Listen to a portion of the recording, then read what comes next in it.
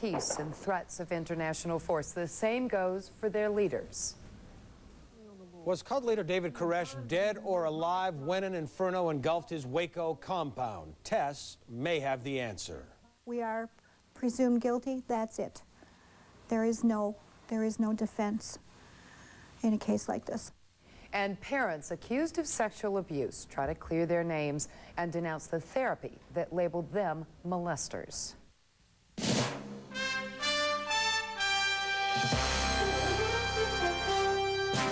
This is CNN's World News. What you need to know, what you want to know, with Susan Rook and Patrick Greenlaw.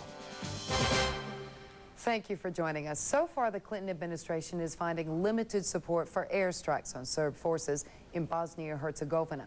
An international peacekeeping ground force seems to be more popular. 20,000 U.S. troops could be involved in that. But all that's contingent on the Bosnian Serbs accepting the UN-backed peace plan. Whatever Mr. Clinton decides, airstrikes or peacekeeping, he may seek congressional authorization to go ahead. Until then, he is seeking support from allies. More now from CNN World Affairs correspondent Ralph Beckleiter. The United States and its European allies are now moving down a road that leads almost inevitably to large-scale military involvement in Bosnia, perhaps within weeks. We were not interested in sending our soldiers in there into combat, into a fighting situation, but that we thought there would have to be a peacekeeping force there and that we would be prepared to participate. President Clinton's decision to push the Europeans toward more aggressive military action has U.S. Secretary of State Warren Christopher trying to rally support among reluctant allies. We reviewed a wide variety of options. As you saw from the statement, we intend to find common ground and to work together. Even if Bosnian Serb leader Radovan Karadzic keeps to his commitment to the United Nations peace plan, even if the Allies avoid using force to stop the fighting, the peace plan will create one of the most complicated peacekeeping operations ever mounted by the UN or anyone else. So it's a huge operation, a huge undertaking. It looks as if we're going to need somewhere in the region of 50,000 to 70,000 troops on the ground in Bosnia. UN mediators Vance and Owen hope to quickly implement their peace plan using NATO troops, tanks, and most importantly, NATO's Central Command, the only military headquarters in the world with a command structure capable of managing such a large, complex, multinational deployment. This would involve both peacekeeping, monitoring of movements of troops, it would involve monitoring of weaponry, and actually looking after the civilian population. The longer it takes for peacekeepers to move into Bosnia, the more time the Serbs will have to consolidate their territorial gains and complete their ethnic cleansing of Muslims. We need to make clear that the signals that come out of this horrible situation are now carried over to others, where we in some ways legitimate ethnic cleansing and the changing of borders by aggressive means. Experts predict the Serbs will try to circumvent and delay their withdrawal under the UN peace plan. And it's almost certain there will be more casualties among U.S. and allied peacekeepers once bigger military operations begin in the European jungle of ethnic factions in Bosnia. Ralph Beckleiter, CNN at the State Department. In Sarajevo, Bosnians say they are skeptical of any talk of peace. Life did go on as usual in the capital city. Bosnians buried their dead and then dodged artillery. Sarajevo radio says Serb forces shelled the city. However, the UN says it was the least amount of shelling there in 2 weeks. Elsewhere, UN trucks brought more than 200 Muslims from northwest Bosnia to Travnik in central Bosnia. The refugees said that they had driven from their homes in the Serb stronghold town of Banja Luka. Hardliners in the Bosnian parliament warn the peace plan will be rejected if it is not revised. The self-declared assembly takes up the plan again on Wednesday. CNN's Rick Salinger reports even the threat of Allied attack seems to mean little to many members. He is their leader, but the signature of Radovan Karadzic on the Vance-Owen peace plan has put his credibility and job on the line. He says he will resign if the Bosnian Serb assembly turns the plan down. Right now, representatives would be against it because they don't know new explanations. But we have to work hardly and to explain them what we have learned in Athens The assembly is largely made up of hardliners. They voted down the Vanso peace plan twice before, labeling it anti-Serb. The prospects for passage do not look good. The Bosnian Serb Interior Minister Ratko Adzic calls it a plan for war, not peace. The Speaker of the Assembly says the vote will be no unless the plan is changed. It would require the Serbs to give up about a third of the territory they hold. To the international community, this is part of Bosnia-Herzegovina. But to those here, it is the Republic of Srpska, a self-proclaimed independent nation, now faced with the possibility of extinction. The Serbs would administer 3 Bosnian provinces and share in the central government. Political analysts say at best there's only a 50-50 chance the Assembly will say yes. If they were to give in, they would be giving up the political future, or whatever it is. I don't think that they will be very happy to accept it, and I'm sure that they are going to fight. The prospect of Western bombs seems only to harden positions. Maybe temporarily we're going to avoid bombing, but bombing is nothing new for Serbs, because we got bombed at least 4 times in this century by Americans, English, which were our allies, and by Germans and Austrians. So it's nothing new. We are ready for it. We are ready to take it. If the Serbs do sign, there is no guarantee the fighting will end. Support for the war runs deep. Rick Salinger, CNN, Bijeljina. And later in our focal point, we will hear how Bosnians feel about the new peace plan. But coming up next, new questions are raised about the final minutes inside the Branch Davidian compound. Did David Koresh kill himself, or was he shot by someone else? Then at 1:30, it may sound like Falcon Crest, but the story of money, power, and tragedy in California's wine country is all true. And at 55 after, it is food for thought. Do animals have thoughts? Well, we're going to hear what a few have to say about that idea when World News continues. Give me some magazine.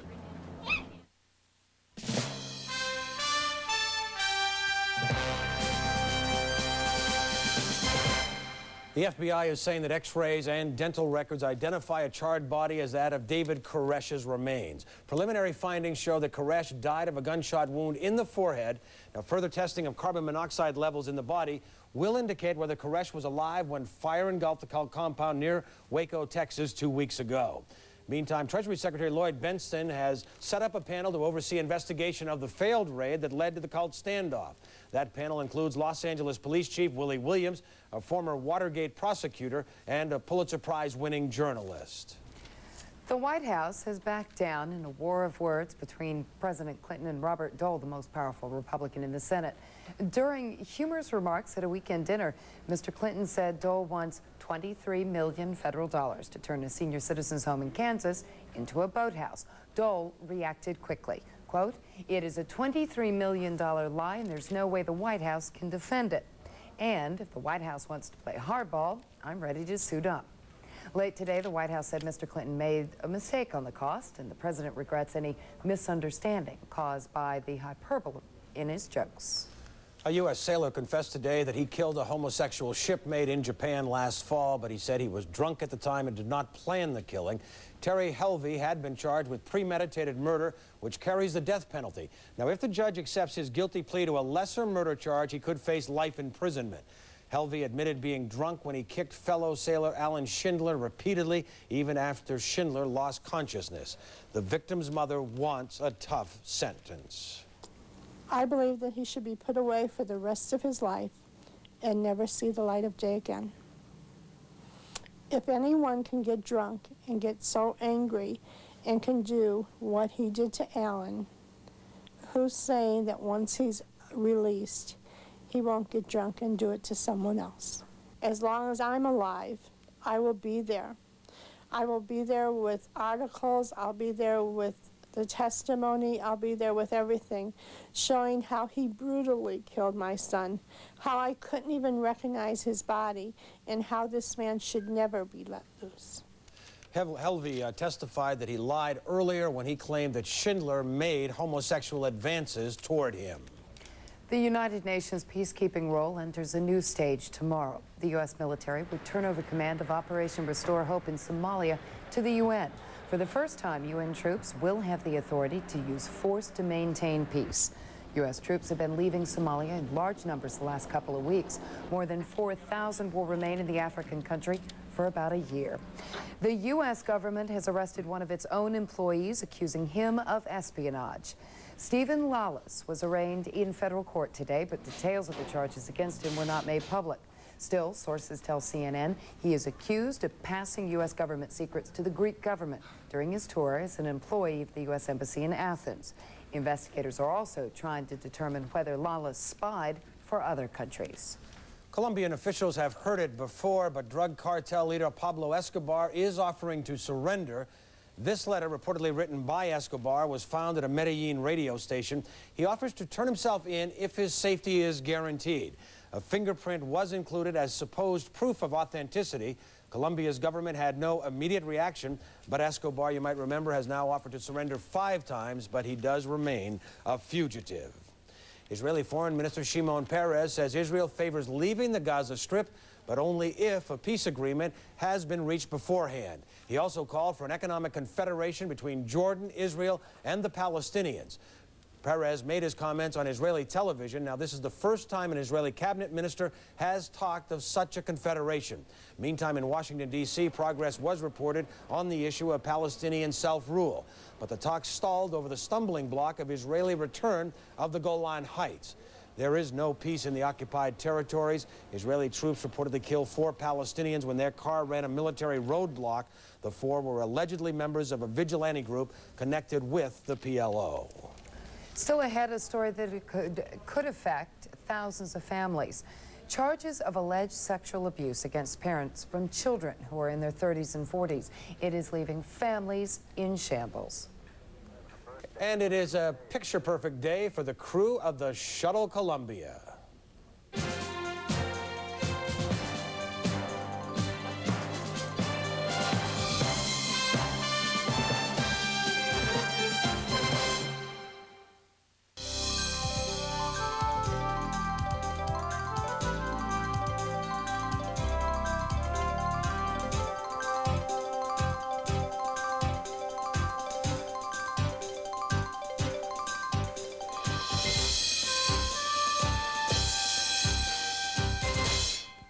The Labor Department says the nation's experimental training wage was a failure. The wage permitted employers to pay unskilled youths 85% of the minimum wage while they received on-the-job training.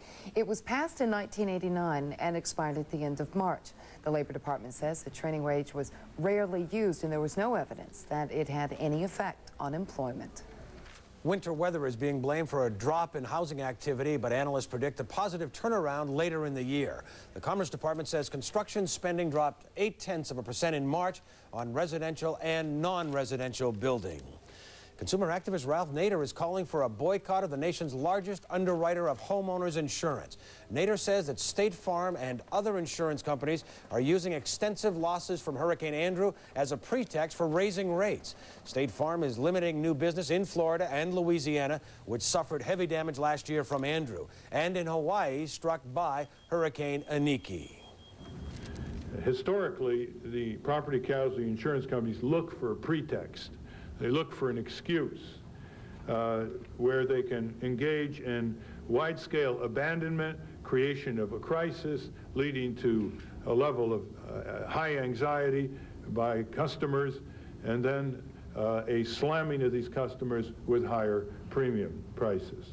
State Farm says it is not wholesale abandoning policyholders. Nader is also calling for a boycott of the American International Group of Companies, which will stop underwriting policies in hurricane-damaged parts of Louisiana. Another busy day for the crew of the Space Shuttle Columbia, but the astronauts took time out to pose for a group photo and answer questions from reporters in Germany. The 7 crew members, including 2 German astronauts, are working around the clock on more than 80 experiments. Yesterday, NASA gave Columbia's crew an extra day in space. They're now scheduled to return on Thursday. You know, there's more to a strong, cold wind blowing through New England these early spring nights.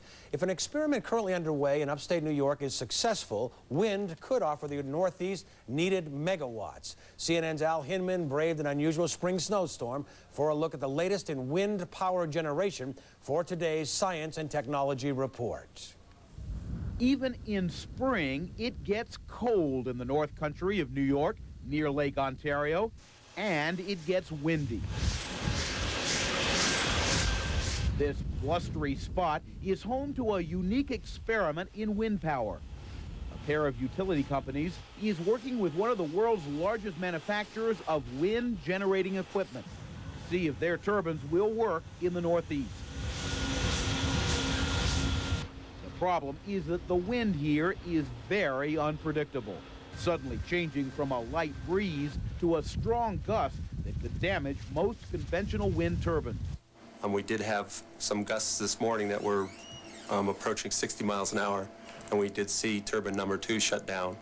The computerized control system that shuts down the turbines when the wind gets too strong is just part of the new technology being tested here. The biggest change is in the turbines themselves. Most current wind turbines turn at a constant speed, powered by steady, nearly constant speed winds, such as those blowing through this wind farm in California. Turbines are simply high-tech windmills designed to generate electricity as the wind turns the blades. But conventional turbines have not worked well in New England and other places where wind speeds can increase dramatically, straining the machinery. So when the wind speeds pick up and all that extra energy hits the blades, the turbine is trying to duck that energy, but it can't duck it all. Engineers at U.S. Wind Power believe they've solved that problem with a new design they call a variable speed turbine. When the wind speeds pick up, the turbine picks up. Computerized wind speed sensors regulate the angle or pitch of the blades, as well as telling the turbines when to turn on or off. The turbines are designed to get the most out of the slightest breeze while withstanding gusts in excess of 120 miles an hour. These windmills have to prove they can handle the rigors of New England weather. Al Hinman, CNN, near Watertown, New York.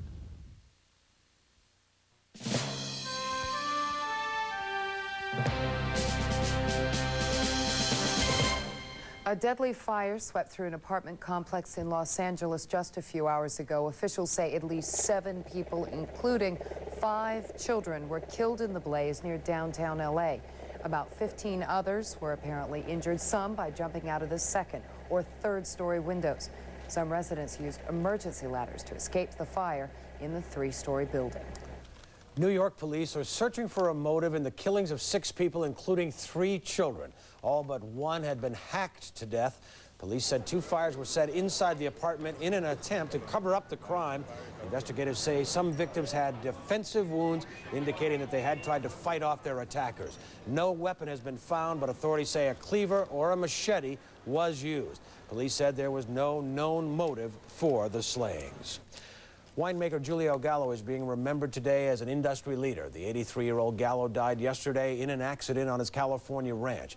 Giulio and brother Ernest created a wine industry that controlled 26% of the U.S. wine market. As Rusty Dornan reports, the Gallo empire started out small. When it comes to wine, many Americans acquired their taste for the grape from Ernest and Giulio Gallo.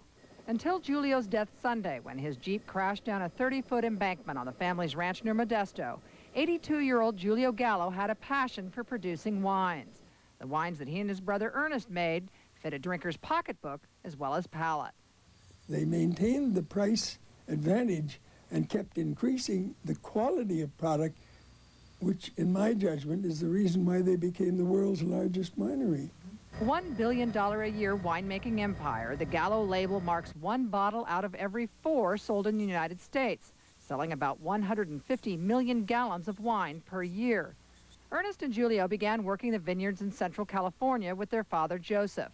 Then, following Prohibition, the family began making bulk wines from inexpensive grapes. But the rise of the Gallo empire was at times marked by controversy. In the 70s, the United Farm Workers, led by the late Cesar Chavez, boycotted Gallo for 5 years during a union dispute. According to a recently published book, Blood and Wine, the unauthorized story of the Gallo wine empire, author Helen Hawks says Father Joseph killed their mother and turned the gun on himself.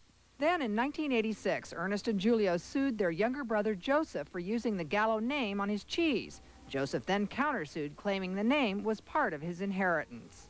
And that resulted in a very, very bitter court battle which Joe eventually lost, both sides, but it tore the family asunder. In this case, wine proved thicker than blood. Upon hearing of his brother's death, however, Joseph Gallo said it was unfortunate the two never reconciled. In 1989, Gallo Winery came under fire for supplying drinkers in inner cities with a cheap high in the form of fortified wines like Thunderbird and Night Train. But it was Giulio's dream to produce world-class wines, a dream about to materialize with the debut of 2 new varieties. For Vintner Giulio, it would have been the toast of a lifetime. Rusty Dornan for CNN, San Francisco. Still ahead, there's only one First Lady in the U.S., but soon women around the world may be looking an awful lot like her. We'll tell you how later in World News. Also, do animals think? We're going to tell you what animal researchers and Susan are thinking about that right after this. You're not interested? Checking the World News headlines, investigators will use toxicology testing to try to determine if David Koresh was dead or alive when his cult compound went up in flames. Now, authorities are saying that preliminary findings show that Koresh died of a gunshot wound to the forehead, but they don't know when or if he shot himself or if someone else shot him. President Clinton says the U.S. and its allies will unite against the Serbs if they do not vote for peace. Secretary of State Warren Christopher is seeking support from European leaders for possible military action, but he is meeting reluctance so far. There is support for international troops to enforce a peace plan. And Bosnian Serb leader Radovan Karadzic is vowing to resign if the self-declared Bosnian Serb parliament rejects the UN plan. Hardliners are vowing to defeat it. The assembly meets on Wednesday. It already has rejected the same plan twice. The people of Sarajevo will believe peace when they see it, when shells stop raining down, when Serb forces retreat, when there are no more war dead to bury. CNN's Christiana Amanpour found skepticism to be prevalent in Bosnia's capital. Her report is our focal point. Sarajevo is burying its dead again. Sniper fire frightens the mourners. It's a morning just like any other. Just hours after the Bosnian Serbs signed the UN peace plan, their artillery crashed into this city. Perhaps the gunners hadn't got the message. Perhaps they didn't care. It's not good, they say. We shall still fight. That was the message from Bosnian Serbs in their stronghold above Sarajevo, bitter at being forced into what they call an imposed peace. Soldiers who have manned their positions through 4 seasons say the army won't accept it, nor will the people. We don't want to live with the Muslim, we don't want to live with the Catholic, and that is the truth. A woman looks depressed and says the peace plan means nothing to her, a sentiment much shared by suspicious Sarajevans. If this is like all the other agreements, it'll mean nothing, he says. Our people are still dying, the whole world can see. Indeed, elsewhere in Bosnia, Muslims are on the move again. Last week, several hundred came to a government stronghold in central Bosnia, and UN relief officials say they expect another couple of thousand refugees to follow. All Muslims who say they've been harassed and intimidated out of their homes in Serb-held territory, and then forced to pay the Serb authorities for permission to leave. The US still holds the threat of force over the Serbs, determined that promises be turned into concrete action. The next act in this drama comes this week, when the peace plan must be ratified by the Bosnian Serb parliament, which has already rejected it twice within the last month. Christiana Amanpour, CNN, Sarajevo.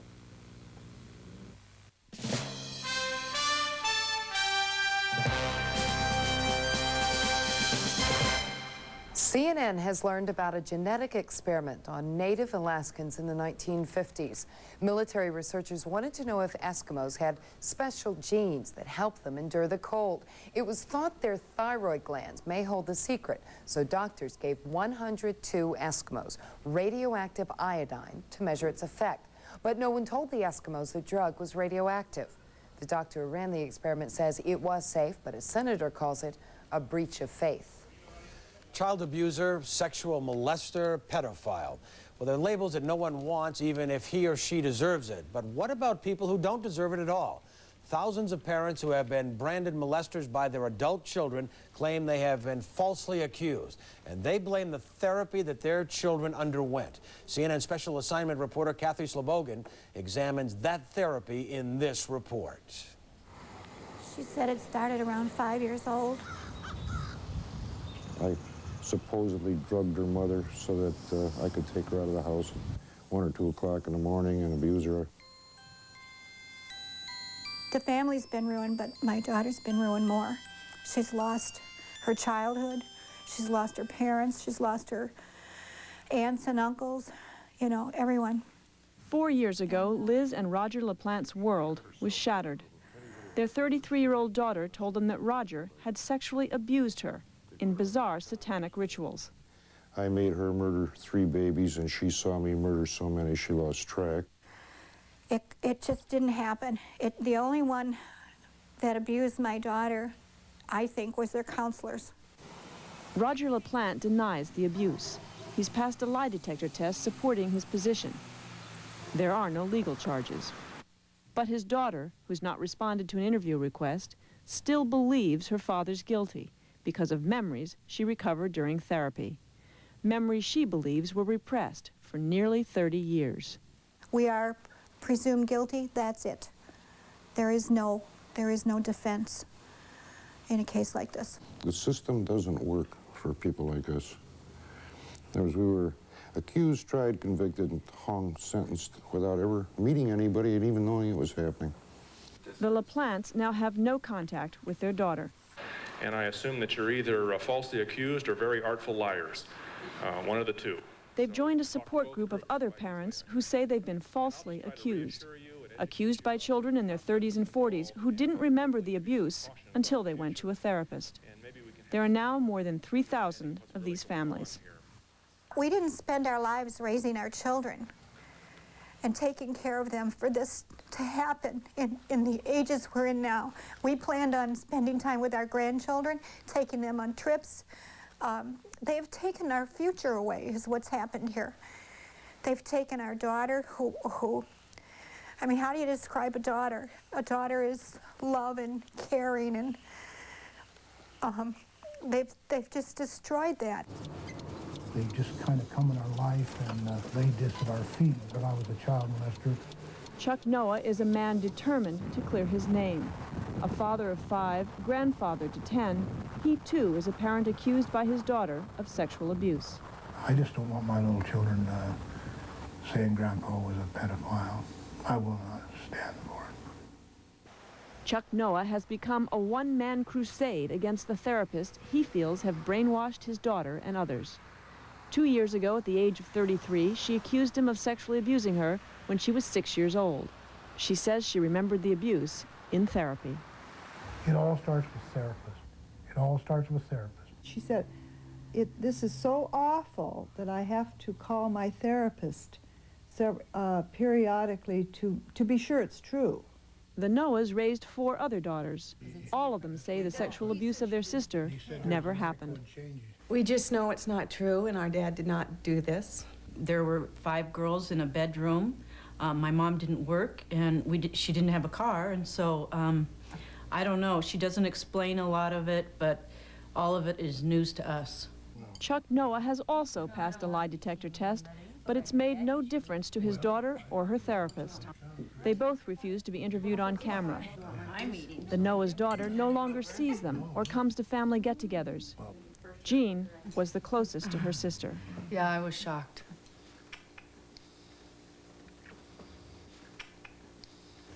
What's he done to you? No. All our friends used to say, how'd you raise such fine girls? What'd you do? All of a sudden, they're acting like we would allow little babies to be hurt and all these things. These families are the underside of the crusade to save children from sexual abuse.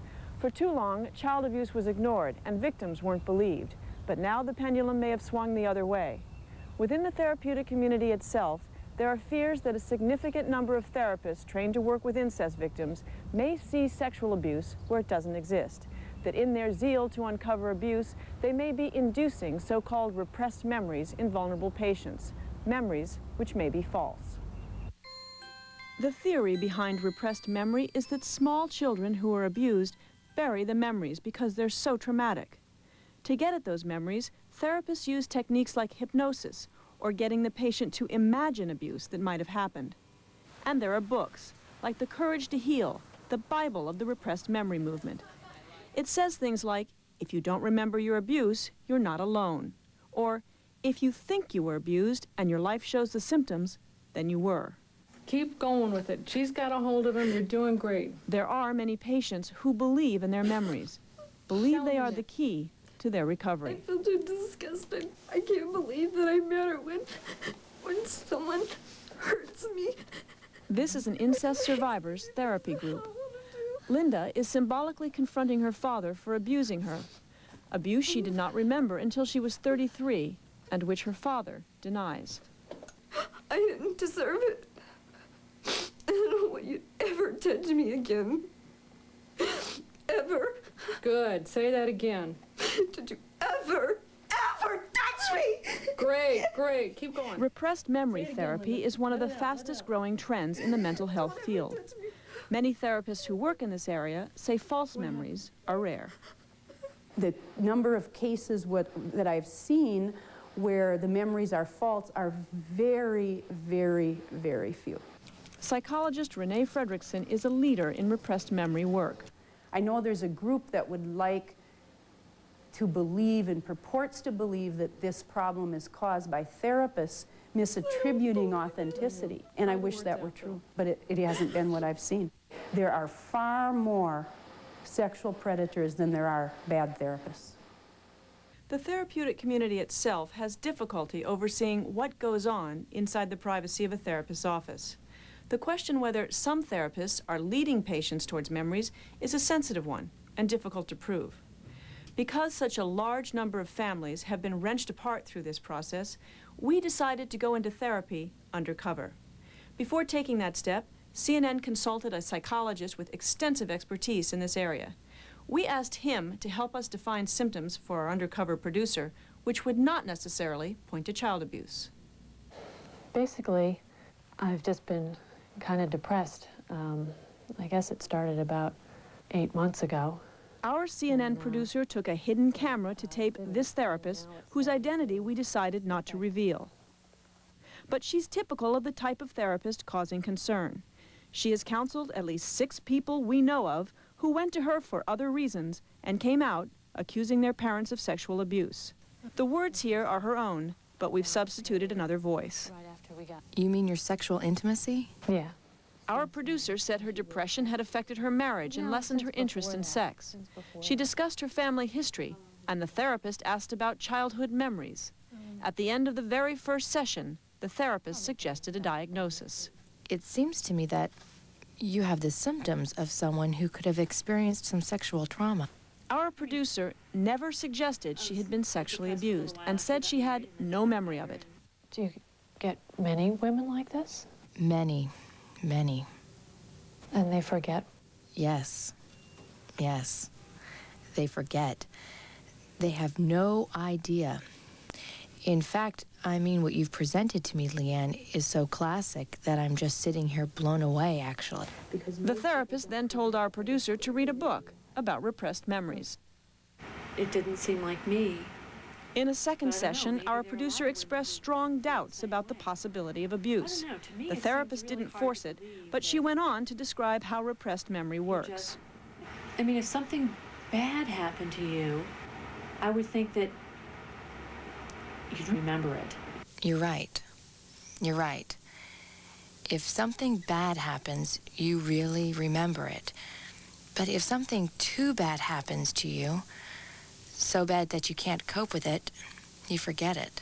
In the last year or two, it has become a major theme amongst therapists, and a large number of patients and families have been drawn into this pseudo-memory and false memory business. Dr. Paul McHugh is chief of psychiatry at Johns Hopkins Medical School and a critic of repressed memory techniques. A witch hunt essentially identical in all of its forms to the Salem witch craze is occurring in our country now, and needs to be stopped, both to protect people, get people proper therapy, and to sustain the trust of our public in psychotherapy and psychiatrists. Can a child forget sustained sexual abuse? No. In our work here, in which we have proof that they were systematically abused, they remember. Dr. McHugh is not alone. Memory researchers like Elizabeth Loftus have grave doubts about the validity of repressed memories. False memories can sound very, very real. Loftus is at work on an experiment where subjects are told by a trusted family member that they were lost in a shopping mall when they were small. We convinced them that they were lost, that they were very unhappy, they were crying. We're seeing that people will adopt this suggestion, they'll elaborate upon it. 2 weeks later, they are telling you exactly where this happened. It was in front of the Hickory Farm store, and it looks exactly like a real memory. But why would people be so willing to believe their own parents had abused them? I thought it was the only way I could get better. That's what the books said, to uncover more memories and more memories. Melody Gavigan and Lynn Gondolf call themselves retractors. They're part of a small but growing network of former patients who say their abuse memories were false, created by therapists who pressured them to imagine abuse. Did you have doubts? Yeah, and when you ask them, they've got a good answer for that too.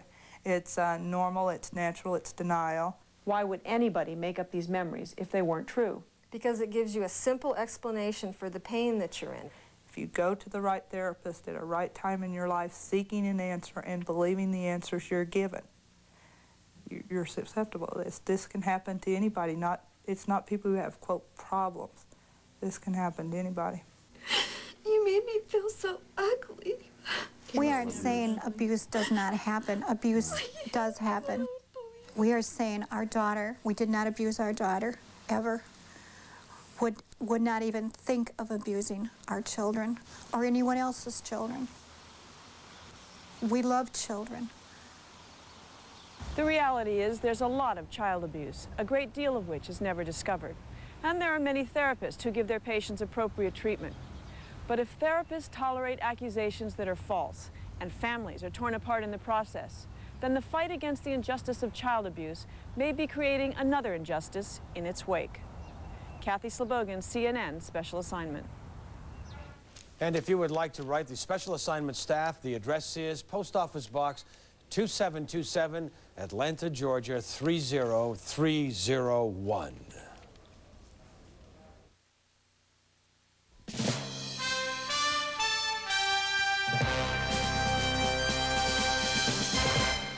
Well, no doubt you've heard the expression bad hair day. Well, if you're a woman and you're ready for a new do, you might want to set your sights on the White House, on the First Lady. A New York wig maker has just released a new creation, the Hillary Rodham Clinton wig. Now, the company president says the phone is ringing off the hook with interest right now, and plans are underway to distribute the wig throughout the world. You guys never had a bad hair day, so it wouldn't be interesting. Often, vigorously, including bad weather days occasionally. Yeah, and tonight's one of them. We've got a lot of activity which is taking place. We've got several tornadoes which have touched down and have done some damage, primarily across Alabama, where in Tuscaloosa County, they're reporting that in the Brookwood area, some 50 homes were damaged and 2 injuries reported. We don't know the extent of those injuries, but that is consistently what we have been hearing. All that precipitation is moving towards the north, even though the weather system is headed towards the east, and it is really soaking things quite a bit. There's a flash flood warning in effect for Middle Tennessee. We're also looking at some pretty dense fog due to the moisture and cool air across the upper Michigan area. Now, those areas that have been outlined on your screen, those are severe weather watches. In the east, they are tornado watches, which end probably within the next hour to 2 hours, and across the west, some thunderstorms have prompted some severe thunderstorm watches across sections of Idaho and into portions of Utah. Well, as we head on and show you some daytime high temperatures, current temperatures 59 in Chicago, it's 94 in Phoenix, Arizona, 65 in Los Angeles, where across the southern San Joaquin Valley, the winds are gusting between 30 and 50 miles per hour. The visibility along Interstate 5 is reported to be half a mile or less, so drive carefully if you have plans for the rest of this evening or during the early morning hours to travel out in that direction. Look, we've got 70 degrees in Ottawa, Canada. Well, the moisture is still going to be invading sections portions of the east, you'll see some spotty activity, may see an isolated thunderstorms. But the big weather news is a storm system across the west, where we have a number of winter storm watches and warnings which have been issued. The northern mountains of Utah could see as much as a foot, down to around 7,000 feet. And there is a snow advisory out for the Cascades, 6 to 10 inches by this evening or tomorrow morning. The northwestern corner of Wyoming's mountains, right around the Yellowstone area, could pick up 5 to 8 inches of snowfall. But in Burns, Oregon, with the passage of the frontal system, winds were gusting up to 60 miles per hour for the evening. How about some high temperatures? Well, in Atlanta, look for the temperature to climb to just about 79 degrees, and in Denver, 72. Chicago, thunderstorms, and 67. We'll be back right after this.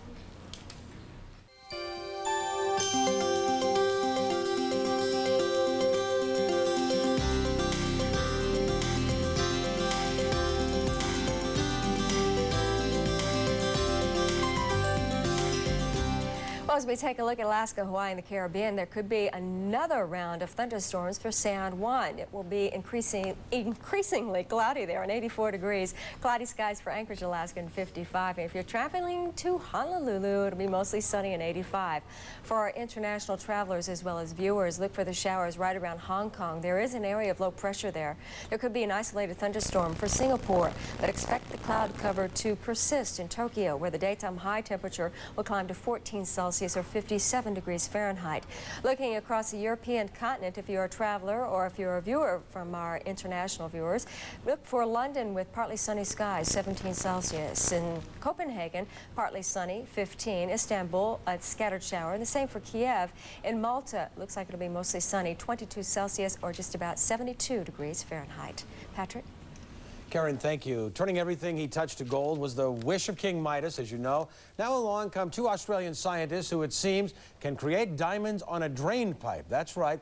They're called the Diamond Duo, and they say all that's needed to produce the synthetic gems in their lab is $200, a microwave oven, and a drain pipe. Now, by subjecting the pipe to extremely high temperatures, a small layer of diamonds is deposited and the synthetic carats are created. Now, the diamonds are only about the size of a grain of sugar. However, the machine could be worth many millions when it comes to coating solar cells and computer chips. If you own a dog or a cat, then you already know that your pet can think. But of course, the big question is, what are they thinking? Animal researchers gathered in Atlanta over the weekend to answer questions about animal reasoning. And CNN's Brian Cabell reports the star was a chimp. He wants to show it to people. His name is Kanzi. He's going to put you on TV. A 12-year-old bonobo chimpanzee, Kanzi is the star pupil of researcher Sue Savage Rumbaugh. She's taught him to communicate by means of a board with symbols on it. He points to convey what he wants. She communicates by speaking. Could you give me that Coke can from Tamale, please? He immediately pursued Tamale, his sister, to retrieve the Coke can. What was interesting about the way Tamuli was acting was how good she was at anticipating what Kanzi was going to be doing, and the subtlety with which she was hiding. I should go on really to say, I guess, it was as if she was reading his mind. No, the researchers don't claim Tamale and Kanzi are geniuses. Kanzi, after all these years, might have the mental abilities of a 2-year-old, Rumbaugh says. I think Kanzi's most dominant thought is, how can I create the most interesting, novel, exciting world for myself right now? Yeah, look. But that ability to deliberate and create is much more than chimps were once thought to have. And current research extends beyond them to dolphins, to pigeons even. Research insists this thinking by animals is not mere instinct, such as nesting by a mother bird. The animals are much better at processing information. They're much more likely to be thinking. They're much more active in what they do than traditional views of animal behavior. Observe Kanzi as he purposefully breaks a stone to create a sharp fragment, then uses that to cut a rope, which allows him to open a box which contains some delicious potatoes. Very nice, Kanzi. A fairly sophisticated process. Pretty good, don't they? Research with the animals might also shed light on, for instance, human beings that have, for one reason or another, have a communication difficulty, either because of brain damage or because they're retarded or because they're mute. Research into animals' cognitive abilities is still in its early stage, and skeptics insist animals don't naturally communicate thoughts, they just mimic or show off. Whichever it is, Kanzi doesn't seem to care, as long as he's able to guzzle down his soft drink. Brian Cabell, CNN, Atlanta. My animals don't mimic, they think. I heard you talking to Rocky on the phone tonight, didn't I? That's right. He was singing and I was criticizing and delegating. I didn't say anything too important, though. No. Okay. That's all for this hour of World News from the CNN Center in Atlanta. I'm Patrick Greenlaw. And I'm Susan Rook. We thank you for joining us. Sports Tonight is up next. Let's check in with Nick Charles, who's also a dog lover and who has a preview.